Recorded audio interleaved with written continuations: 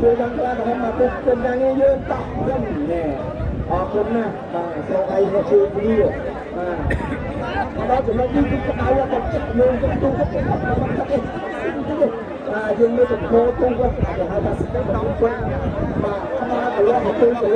ឡូវយើងមកតគូជាបន្តទៅលើគូទី24បាទខែទឹកខាងក្នុងពាក់ផាលេខ057អតិថិជៈវត្ត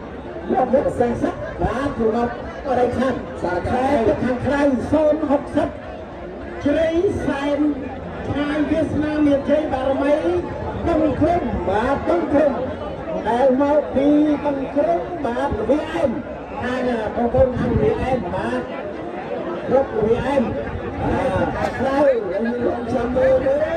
ហើយស្វាចាញ់រក្សាការដោយសារទៅក្នុងឯស្រុកពោខ្មៅចំណែកខាងក្រៅជ្រៃសែនវាសនាមានជ័យបារមីต้องក្រុមខ្មែរនេះលេខនេះលេខនេះហើយយើងមើលបងចាំមើលទៅអ